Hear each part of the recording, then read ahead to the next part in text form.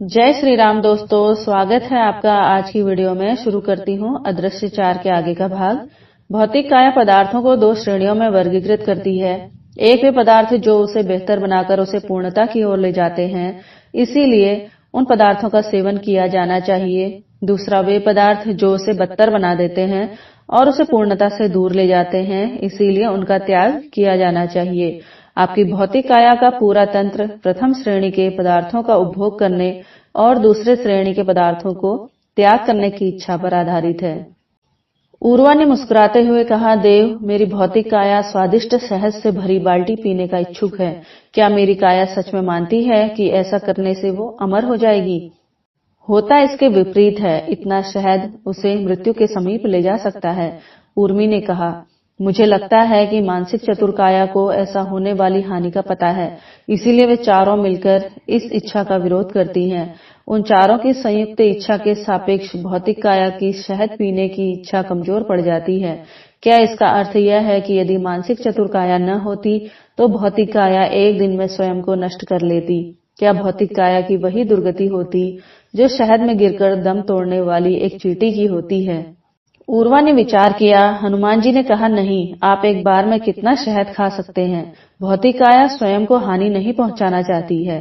पूर्ण होने की आशा में पर्याप्त शहद का सेवन करने के पश्चात आशा कहीं और टिक जाएगी।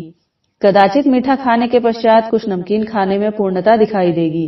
आपकी भौतिक काया यदि कुछ अनावश्यक अथवा हानिकारक पदार्थ खा लेती है तो उसे त्याग भी सकती है, और वैसे भी मानसिक चतुर्काया के बिना तो आप इतना शहद प्राप्त भी नहीं कर पाएंगे। शहद खोजने और तोड़ने के लिए मन की आवश्यकता होती है, इसीलिए अटकलें लगाना अनुचित है कि मानसिक चतुर्काया के बिना भौतिक काया मर जाएगी। प्रायः होता यह है कि आपकी मानसिक चतुर्काया द्वारा उत्पन्न इच्छाएं ही आपकी भौतिक काया को हानि पहुंचाती है। पेड़ों को देखो, उनका मानसिक अस्तित्व लगभग न के बराबर होते हुए भी वे मनुष्यों की तुलना में बहुत लंबे समय तक जीते हैं। उर्वा ने अनुमान लगाया, कदाचित अत्यधिक मात्रा में शहद खाने की इच्छा पूरी तरह से मेरी भौतिक काया की इच्छा नहीं है।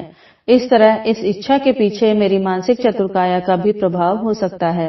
हनुमान जी ने कहा, हाँ, अन्य प्रभावों से मुक्त एक भौतिक काया कुछ भी आत्मविनाशकारी इच्छा नहीं करती। आपकी भौतिक काया वर्तमान में जीती है और आपके इंद्रियों की पहुंच में उपस्थित वस्तुओं को दो श्रेणियों में वर्गीकृत करती है। एक वे वस्तुएं जिनको ग्रहण करना चाहिए, दूसरा वे वस्तुएं जिनका त्याग करना चाहिए। यह वर्गीकरण पूर्ण बनने की इच्छा पर आधारित है। यद्यपि आपकी भौतिक काया को यह नहीं पता है कि पूर्ण क्या है। पूर्ण बनने के उसके सभी प्रयास व्यर्थ हैं। आपकी आत्मा को उन प्रयासों से कोई लेना देना नहीं है। आत्मा को तो उन अनुभवों में रुचि है जो उन प्रयासों के परिणाम स्वरूप उत्पन्न होती है। आहा, अब मुझे वह रहस्य समझ आया। कौन सा रहस्य? उर्मी ने अपनी भौहें उठाई। कुछ नहीं। उर्वा अपनी दृष्टि वापस चिरंजीवी गुरु की ओर करते हुए बोला, परंतु हनुमान जी ने अपने शिष्यों को एक विचारशील ठहराव उपलब्ध कराने के लिए अपनी आंखें बंद कर ली थी। वे चाहते थे कि उनके शिष्य भौतिक तन के ज्ञान को पूरी तरह से अवशोषित कर ले।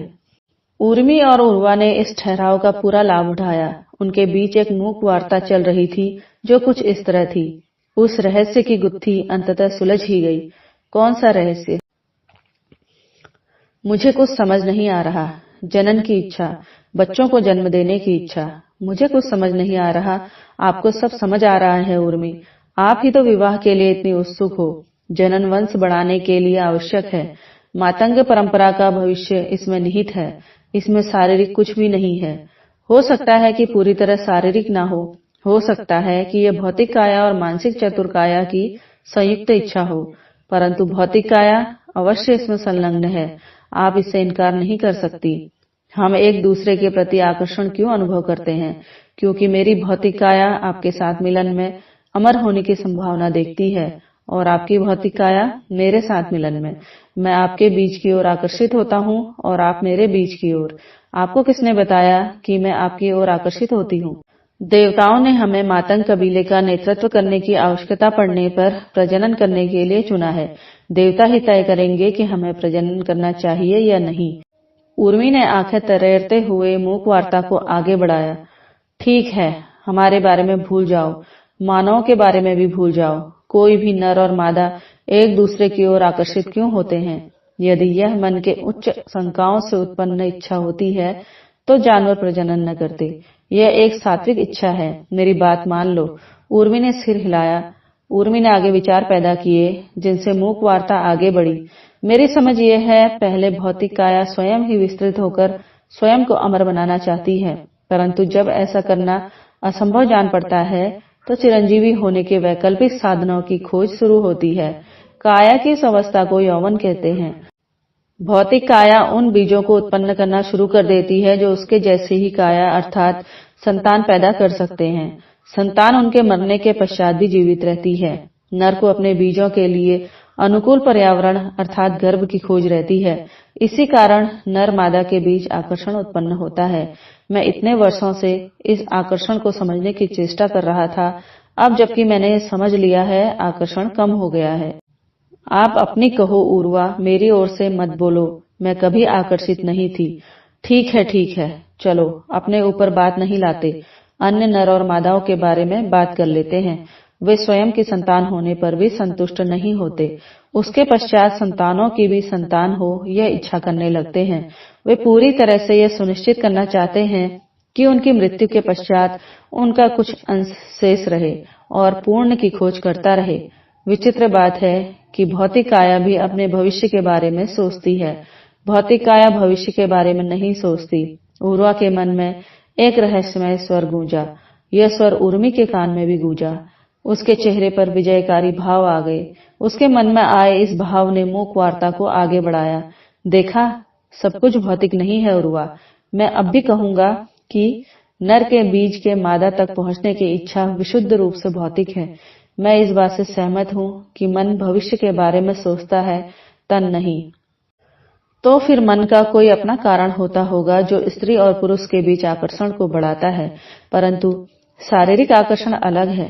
तन इस बीज को आरोपित करना चाहता है जो उसे अमर बना सके। यह शुद्ध और सरल है। इसके लिए भविष्य के बारे में गणना करने की आवश्यकता नहीं है। एक इच्छा का समर्थन आपकी 5 कायाओं में से एक से अधिक कायाएं भी कर सकती हैं। ये शब्द हनुमान जी के थे। उन्होंने अपनी आंखें खोल ली थी।